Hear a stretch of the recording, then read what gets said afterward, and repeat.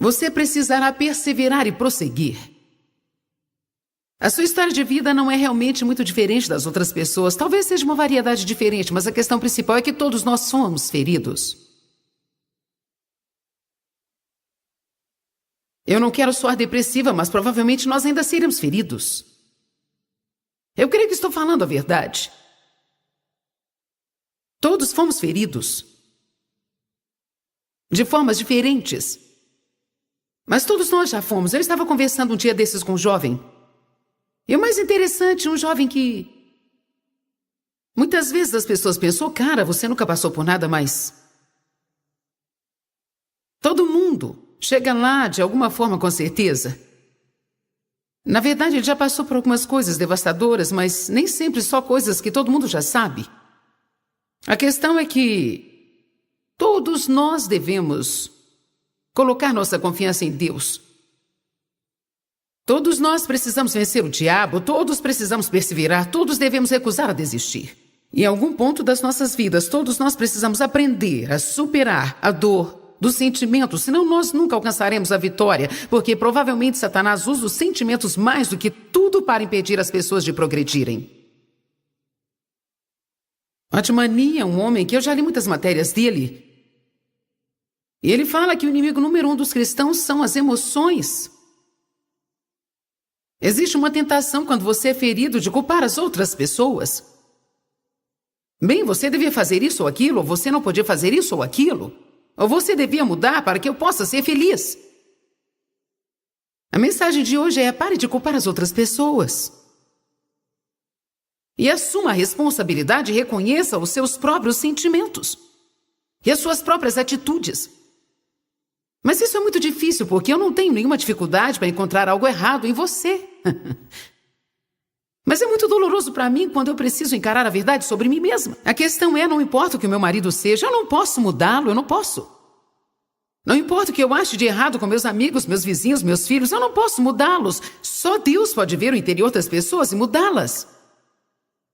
Agora, nós podemos fazer certas demandas e podemos impor certas leis. Bem, se você não fizer isso, eu farei aquilo outro. Ou se você fizer isso, eu deixarei para lá. Mas isso ainda não pode mudar as pessoas. Você pode obrigar as pessoas a se comportarem de uma certa forma por um período de tempo, mas se o coração delas não for mudado, o problema delas se manifestará em algum lugar de uma forma diferente. Então, na verdade, não resolve nada nós ficarmos lutando e tentando mudar as pessoas. Só Deus pode mudar as pessoas. Mas se eu for honesta comigo mesma e verdadeira comigo mesma, e se eu abrir o meu coração para Deus, então Deus pode me mudar. É possível. Novamente, não quero parecer depressiva, mas eu insisto em dizer a verdade. É bem provável que algumas das pessoas com quem você se relaciona, talvez todas as coisas que você não gosta nelas, nunca poderão ser mudadas. Não esperava ouvir nenhum amém mesmo. Na verdade, você devia ter visto algumas pessoas olhar umas para as outras. Veja, eu tenho boas novas para você juntamente com essas. Boas novas. Se você deixar Deus agir, Ele pode mudar você de tal forma que você não se importará com isso. Deus me mudou, eu tenho essa experiência. Eu sei. Eu ainda fico maravilhada como Deus mudou as minhas atitudes e mudou os meus desejos. E como Ele tem quebrado muito egoísmo na minha vida. Mas foi doloroso, não foi fácil. O Dave me falou hoje à tarde, eu tinha falado para ele um outro dia, bem, domingo nós vamos sair para comer. Eu disse, vai ter algum jogo de futebol no domingo? Ele disse, não, se tiver um jogo de futebol, ele com certeza vai. Se for aqui, nós estivermos na cidade, ele vem. Se for em casa e vê pela TV, eu pensei, oh, glória a Deus, não tem jogo de futebol. Eu acho que eles não podem jogar aqui porque estamos ocupando o espaço deles. Ele disse, não, eu acho que eles estão de folga esta semana. Então eu disse, ok, certo, glória a Deus. Bem, nós vamos fazer isso, vamos fazer aquilo. E depois nós conversamos sobre o restaurante que iríamos comer. O Dave chega hoje, nós estamos com algumas pessoas dos escritórios extralocais de outras cidades. E eles vão jogar golfe, então alguém chegou pro Dave. Essa pessoa é o Scott. Disse, oi Dave, talvez pudéssemos jogar golfe no domingo? Então Dave chegou para mim, às vezes ele é tão fofinho, parece um garotinho falando, assim como um garotinho que foi pego com a mão no pote de biscoito. Então ele chegou e disse: Scott falou que talvez nós poderíamos jogar golfe no domingo. Não que ele esteja pedindo a minha permissão ou algo do tipo. Agora, ele sabia, e eu posso te falar o que eu teria pensado e feito há 5 anos atrás. Esse seria o primeiro pensamento que teria me passado pela cabeça. Bom, que bom para você e quanto a mim. E você sabe o que eu teria pensado? Eu trabalhei todo fim de semana. E agora tudo o que você está pensando é: eu quero jogar golfe? Eu teria ficado chateado o dia inteiro, eu ficaria sentado em casa o dia todo, depois de ter feito uma conferência e ter visto a glória de Deus, eu teria ficado um domingo inteiro. A recompensa do diabo para mim teria sido 24 horas de autopiedade e tristeza. Vou te falar uma coisa, eu já participei de muitas festas de autopiedade na minha vida e não faço questão delas. Eu agradeço a Deus que eu as superei. A maior liberdade que você pode ter é ser livre de si mesmo. Um pensamento começou na minha cabeça assim. Bem, e quanto a mim? E pensei assim: cala a boca, não quero isso mais. Eu cuidarei de mim, eu terei um dia glorioso aqui, não haverá ninguém para me incomodar, eu posso fazer o que eu quiser. Se eu quiser ir a algum lugar, eu vou, senão eu fico. Tenho certeza que se eu quiser comer com alguém, eu vou encontrar alguém nesta cidade que queira comer comigo, com certeza, amém? Qual é a mensagem que eu tenho para você? Nós podemos mudar. Quanto mais mudamos, menos miseráveis nós somos. Eu, na verdade, já cresci a ponto de incentivá-lo a sair no domingo, porque ele gosta e isso o faz feliz, e eu quero vê-lo desfrutando das coisas simples da vida como ele gosta.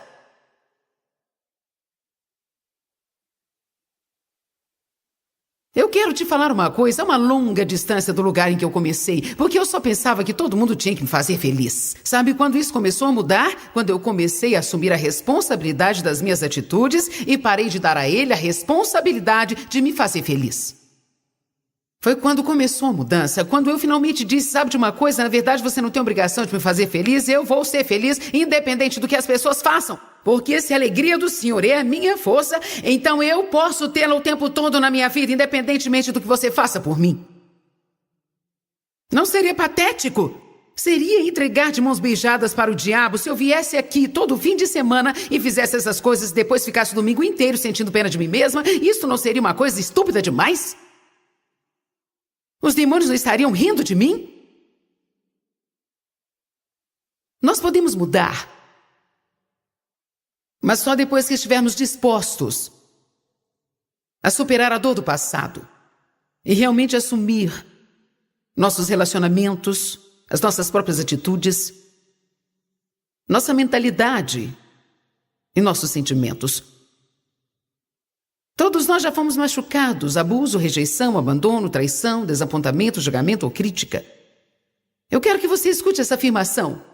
Nós precisamos começar a fazer as escolhas certas enquanto ainda estamos feridos. Você precisa escrever isso, precisa colocar isso escrito numa faixa e pendurar em sua casa. Eu preciso começar a fazer as escolhas certas mesmo estando ainda ferida. Então eu não sinto vontade. Mas para ver o que é certo acontecendo na sua vida, você tem que fazer aquilo que é certo quando você não sente vontade de fazer. Amém? Eu quero dizer isso novamente. Nós precisamos começar a fazer as escolhas certas mesmo estando ainda machucados. Hebreus 12:11. No tempo presente, nenhuma disciplina traz alegria. Gente, eu posso dizer amém a isso. Mas parece triste e doloroso. Mas depois produz um fruto pacífico de justiça para aqueles que já foram treinados. Uma colheita de frutos que consiste na justiça. Eu penso sobre uma das mulheres que me ajudam lá na minha casa e que tem sido fiel estando lá há 5 anos me ajudando com tudo que eu preciso. Ela não é uma normalmente me fala, eu queria ser magro o suficiente para vestir as suas roupas, porque eu frequentemente dou algumas roupas, e naquela época ela estava pesando muito para usar as minhas roupas. E ela dizia, como eu gostaria de poder usar suas roupas. Bem, então chegou o dia em que ela decidiu, eu vou usar suas roupas. Veja, você precisa sair do desejar para perseverar. Vamos, gente. Ela tomou uma decisão, eu vou usar as suas roupas. Quando você der alguma roupa, eu serei a primeira da fila porque eu estou aqui na sua casa. Bem, eu sou bem conveniente, então muitas vezes eu carrego as roupas até o escritório, então ela é a primeira que eu encontro. Ela fica com muitas delas, bem, ela mudou seus hábitos alimentares, ela não fez uma dieta, pare de fazer dietas, tem um novo estilo de vida. Bem, agora ela tem a alegria dessa disciplina que ela passou. Nenhuma disciplina parece agradável no momento, mas parece triste, difícil. Mas nós nunca pensamos no que acontecerá mais tarde. Alguém aqui está interessado em saber o que haverá depois da disciplina? Eu só quero encorajar alguém neste dia a estar no lugar que você se importará mais com mais tarde do que com agora, nesse momento.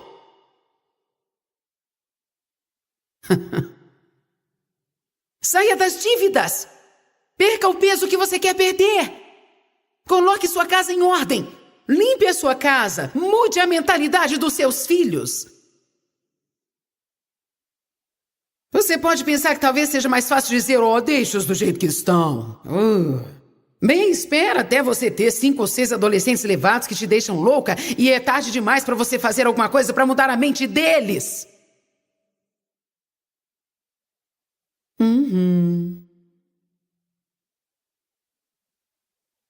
Ou você paga agora, ou você paga mais tarde.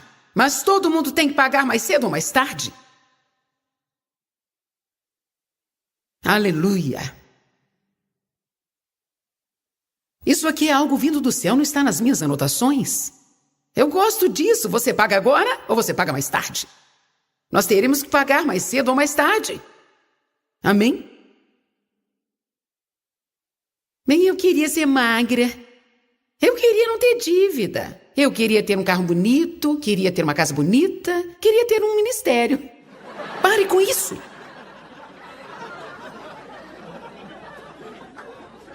Nós temos que ter ação, nós temos que prosseguir. Nós precisamos nos manter. Sabe o que Deus me falou há 2 anos atrás? Eu nunca me esquecerei, muito simples. Na verdade, foi um tempo que eu tinha ganhado um pouquinho de peso a mais, estava tendo muitos problemas para perdê-los, eu tinha ganhado 5 quilos, minhas roupas não estavam servindo, eu estava tentando tudo, mas só por alguns dias.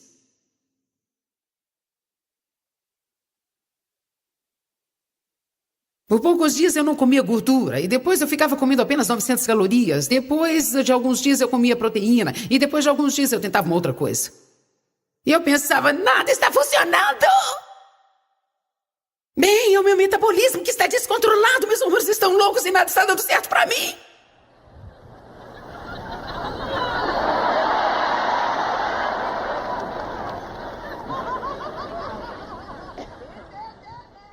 E Deus falou comigo assim, consistência é a chave. É fazer a coisa certa por um longo tempo. É o que traz a vitória. Eu ainda precisei lutar muitos meses. E um dia eu vi um versículo na Bíblia onde Davi dizia, dá-me a comida necessária e o sono necessário a mim. Deus falou comigo através dessa passagem. Eu não estou dizendo que isso funciona com todo mundo. Às vezes você precisa da palavra rema. Deus disse, não coma o que não é necessário. Isso foi para mim. Então, nos próximos meses, eu perdi 5 quilos e desde então não tive mais problemas. Porque agora eu sei que se eu sentar para comer uma boa refeição, eu não preciso comer pedaços de pão e manteiga antes de comer. Isso, na verdade, não é necessário. Portanto, isso se aplica na minha vida ou na sua. Como eu disse, com certeza, eu não planejei chegar aqui e te falar sobre dieta hoje, mas, no entanto, esta é uma área em que muitas pessoas têm lutado. E a questão principal é que nenhum de nós pode ter tudo o que queremos desta forma e ter tudo o que nós queremos sem esforço. Nenhuma disciplina parece ser agradável no presente momento. No entanto, mais tarde produzirá um fruto pacífico de justiça para aqueles que foram treinados por ela. Se você não está feliz com o que você tem agora, então deixa eu te fazer uma pergunta. Você ainda quer a mesma coisa da próxima vez no ano que vem ou quer algo diferente? Bem, se você quer ter alguma coisa diferente, então precisará pagar o preço para, no fim, ter o que você deseja ter. E você precisará gastar boa parte desse próximo ano para alcançar essa vitória. E você chegará num lugar de dor. E quando chegar nesse lugar, ou você vai querer correr de volta para o lugar de onde você veio, ou você vai prosseguir naquela dor e depois da sua perseverança, você vai então conquistar a vitória que você tanto desejou. Ninguém pode fazer isso por você. Esta é uma coisa que ninguém pode ter em vista para você. Ninguém pode fazer isso para você. É você que precisará fazer isso. Repitam comigo, sou eu quem tem que fazer isso.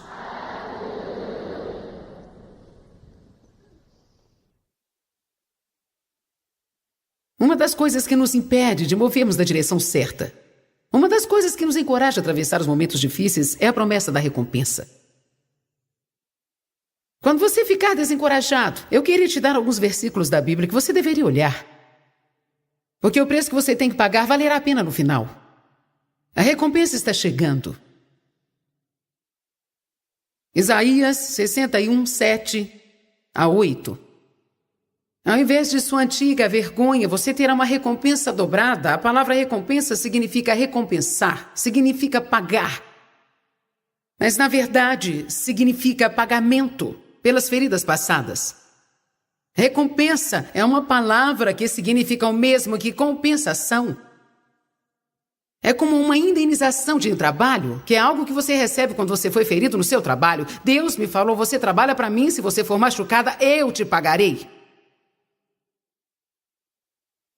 Você está na fila de pagamento, Joyce. Você não está na fila de pagamento do mundo. Quando alguém vem contra você, quando alguém te fere, quando alguém te rejeita, quando alguém te machuca e você continua fazendo certo, você continua trabalhando para mim, eu te pagarei.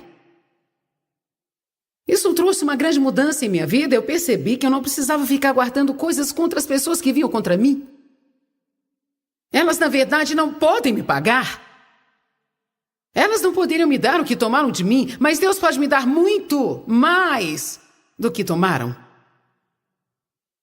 Ao invés da sua antiga vergonha, você receberá uma recompensa dobrada. Ao invés da desonra e de repreensão, seu povo regozijará na sua poça. Repitam comigo, eu me regozijarei. Portanto, em suas terras eles possuirão o dobro. Não no céu, querido, mas na sua terra, eles possuirão o dobro do que eles perderam.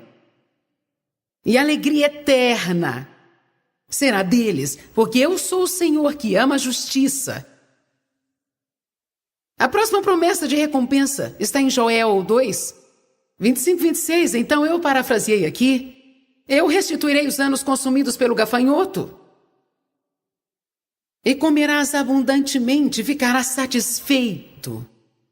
Oh, essa é a parte da promessa que eu amo. Meu Deus, eu gastei tantos anos descontente e insatisfeita. Não importava o que eu tinha, eu não estava satisfeita. Não importava o que alguém fazia por mim, eu não estava satisfeita. Porque só Deus pode nos satisfazer plenamente.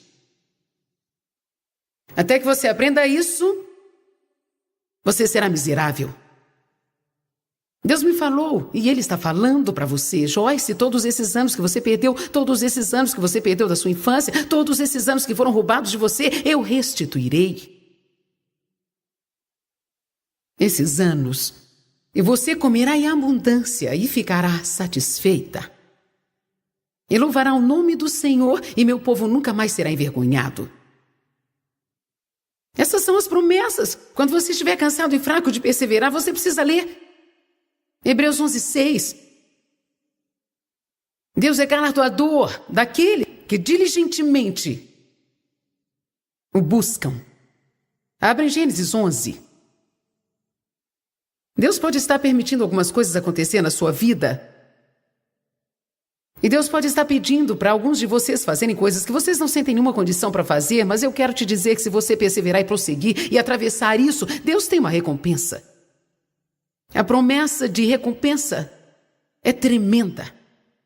Alguns de vocês estão vivendo na sua recompensa agora. Você tinha promessas de Deus, você perseverou, continuou e agora você está vivendo esta recompensa. Eu creio que eu estou vivendo isso. É por isso que é tão ridículo as pessoas julgarem, criticarem ou terem ciúmes de alguém que agora tem vitória. Eu sempre falo isso. Não tem inveja do que alguém tem se você não estiver disposto a fazer o que ela fez para ter aquilo.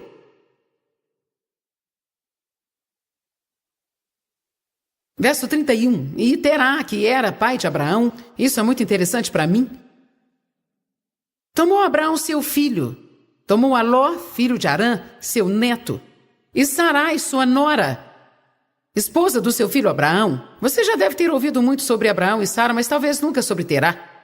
O motivo de eu estar enfatizando isso aqui é porque Terá, na verdade, teve a mesma oportunidade que Deus deu para Abraão, seu filho, porque Terá não aproveitou a oportunidade que Deus havia dado a ele.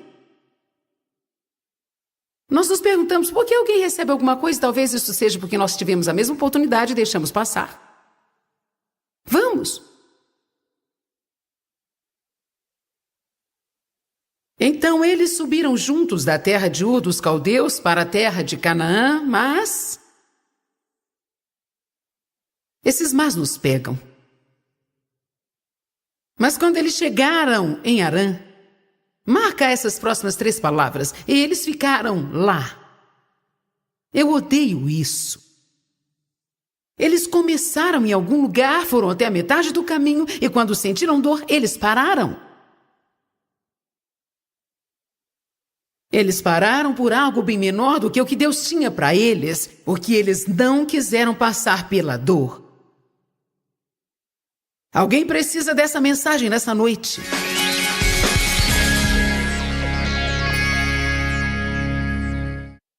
Sempre se lembre que as nossas vidas podem mudar se estivermos dispostos a passar pelas nossas dores. Eu te encorajo a reconhecer os seus sentimentos e não deixá-los controlar a sua vida.